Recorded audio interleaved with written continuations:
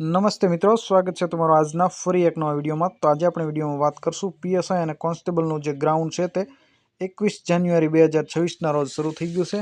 તેમાં જે ઉમેદવારોનો ગ્રાઉન્ડમાં વારો આવી ગયો છે, ગ્રાઉન્ડ પૂરું થઈ ગયું છે, તેવા ઉમેદવારોને ગ્રાઉન્ડનો અનુભવ કેવો રહ્યો 4 દિવસની અંદર તેના વિશે આપણે આગળ વિડીયોમાં વાત કરશું। ક્યારથી ગ્રાઉન્ડમાં એન્ટ્રી આપી દેવામાં આવે છે, કેટલા લોકો પાસ થાય છે, તેમજ શું પ્રોબ્લેમ થાય છે જેવી વગેરે બાબત આપણે ઉમેદવારો પાસેથી જે આપણને અભિપ્રાય મળ્યા છે તે આગળ આપણે આ વિડીયોમાં જોવાના છીએ અને કયા ગ્રાઉન્ડમાં કેટલા લોકો પાસ થાય છે જેવી વગેરે બાબતે આગળ આપણે વિડીયોમાં ચર્ચા કરશું। તો મિત્રો વિડીયોને અંત સુધી જોતા રહેજો। ચેનલમાં નવા હો તો ચેનલ સબસ્ક્રાઇબ કરી લેજો। અમે પોલીસ ભરતી રિલેટેડ નવા વિડીયો આ ચેનલ ઉપર પોસ્ટ કરતા રહીએ છીએ, તો આગળની માહિતી તમને મળતી રહે। તો ચલો મિત્રો આપણે વિડીયોની શરૂઆત કરીએ। તો સૌપ્રથમ મિત્રો પીએસઆઈ અને લોકરક્ષકની જે ભરતીની પરીક્ષા છે તેના કાર્યક્રમની આપણે વાત કરીએ તો કુલ જગ્યા છે તે 13,591 જેટલી જગ્યા છે અને શારીરિક કસોટી જે છે તે આપણે આગળ વાત કરી તે રીતે 21 જાન્યુઆરી 2026ના રોજ શરૂ થઈ ગઈ છે, જેમાં પુરુષ ઉમેદવારોને 21 જાન્યુઆરી 2026 થી 13 માર્ચ 2026 સુધી ગ્રાઉન્ડ ચાલવાનું છે, જ્યારે મહિલા ઉમેદવારો છે તેમને 21 જાન્યુઆરી 2026 થી 6 માર્ચ 2026 સુધી ગ્રાઉન્ડ ચાલુ રહેવાનું છે। જેમાં શારીરિક કસોટીના સ્થળની આપણે વાત કરીએ તો રાજ્યભરમાં એટલે કે ગુજરાત રાજ્યમાં અંદાજે 15 જેટલા ગ્રાઉન્ડ પર આ જે દોડનું ફિઝિકલ ગ્રાઉન્ડ છે તે રાખવામાં આવ્યું છે। ત્યાર પછી દર્શક મિત્રો આપણે વિવિધ જે ગ્રાઉન્ડ છે તેમના દોડમાં જે ઉમેદવારો જઈ રહ્યા હશે તેમાં કેટલા લોકો પાસ થાય છે તેમજ કેવી રીતના બધું આયોજન છે તેની વાત કરીએ તો ગુજરાત પોલીસ ભરતી જે શારીરિક કસોટી છે તેના ગ્રાઉન્ડના રિપોર્ટ વિશે આપણે વાત કરીએ મિત્રો તો ખેડા જે ગ્રાઉન્ડ છે તેમાં પહેલા દિવસે 82 લોકો પાસ થયા હતા, જ્યારે મહેસાણા ગ્રાઉન્ડ છે તેમાં 200માંથી તે 112 જણા પાસ થયા હતા, એટલે કે 56% પાસ થયા છે, જ્યારે મહેસાણા વાવ થરાદ વાળા 130 ઉપર પાસ થયા હતા મિત્રો। ત્યાર પછી દર્શક મિત્રો આપણે ભરૂચ ગ્રાઉન્ડની વાત કરીએ તો 200માંથી 78 જણા પાસ થયા હતા, જ્યારે હિંમતનગરની આપણે વાત કરીએ તો 200માંથી 60 જણા પાસ થયા હતા, એ 30% રેશિયો જે છે પાસિંગનો છે। ત્યાર પછી નડિયાદ ગ્રાઉન્ડ છે તેમાં 100+ પાસ થયા હતા, અમદાવાદમાં 110+ પાસ થયા છે, જ્યારે પહેલો દિવસ વાવમાં હતો ત્યારે પહેલી જે રાઉન્ડ હતો તેમાં 50 અથવા 60 જણા જેટલા પાસ થયેલા છે। ત્યાર પછી મિત્રો આપણે જુનાગઢની વાત કરીએ તો જુનાગઢમાં 200માંથી 110 જણા પાસ થયેલા છે। ગોંડલમાં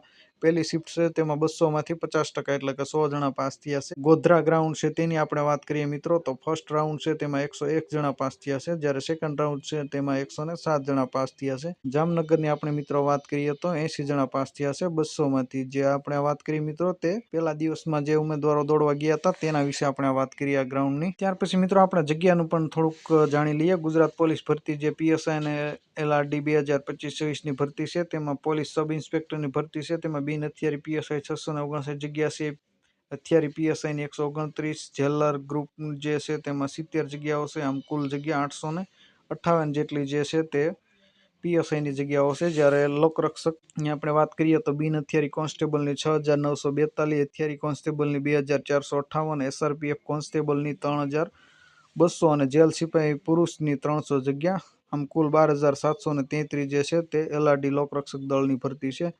તેના માટે શૈક્ષણિક લાયકાત 12 પાસ છે અને પીએસઆઈ માટે શૈક્ષણિક લાયકાત છે તે ગ્રેજ્યુએટ છે। અને શારીરિક કસોટીની મિત્રો વાત કરીએ તો પુરુષ ઉમેદવારો છે તેમને 5000 મીટર દોડવાનું છે 25 મિનિટની અંદર, એટલે કે 5 કિલોમીટર 25 મિનિટમાં, જ્યારે મહિલા ઉમેદવાર છે તેમને 1600 મીટર 9.5 મિનિટમાં દોડવાનું છે, જ્યારે માજી સૈનિકો છે તેને 2400 મીટર છે તે 12.5 મિનિટમાં પૂરું કરવાનું રહેશે। તો આ મિત્રો ગ્રાઉન્ડની આપણે વાત કરી। ત્યાર પછી મિત્રો આપણે જે ગ્રાઉન્ડ છે તેમાં ગુજરાત પોલીસ ભરતી બોર્ડ શારીરિક કસોટી રિવ્યુ પહેલા દિવસની આપણે વાત કરીએ તો કુલ જે ઉમેદવારો છે પ્રથમ દિવસે તે 10,500 જેટલા ઉમેદવારો બોલાવવામાં આવ્યા હતા, જેમાં હાજર રહ્યાની વાત આપણે કરીએ તો 6,340 જેટલા ઉમેદવારો હાજર રહ્યા હતા, જ્યારે પાસ થવાની વાત કરીએ મિત્રો તો 2,576 જેટલા ઉમેદવારો છે તે પહેલા દિવસે પાસ થયા હતા, એટલે કે 20% ઉમેદવારો પાસ થયા હતા પહેલા દિવસે। જે સર્વે ગ્રાઉન્ડને આપણે માહિતી મળી તેના ઉપરથી આપણે આ જે આંકડો છે તે આપીએ છીએ, આમાં વેરિએશન હોઈ શકે આગળ પાછળ પણ થોડા જજો। ત્યાર પછી દર્શક મિત્રો આપણે જે તારીખ 22 જાન્યુઆરી 2026ના રોજ જે ગ્રાઉન્ડ હતું તેની આપણે વાત કરીએ મિત્રો તો અમદાવાદમાં જે એન્ટ્રી છે તે 4 વાગે એન્ટ્રી આપી દેવામાં આવે છે, અને રનિંગ ટાઈમિંગની આપણે વાત કરીએ તો પહેલા રાઉન્ડ છે તે 5:15 રોજ થઈ જાય છે, બીજો રાઉન્ડ છે તે 6 વાગ્યાની આસપાસ, ત્રીજો રાઉન્ડ છે તે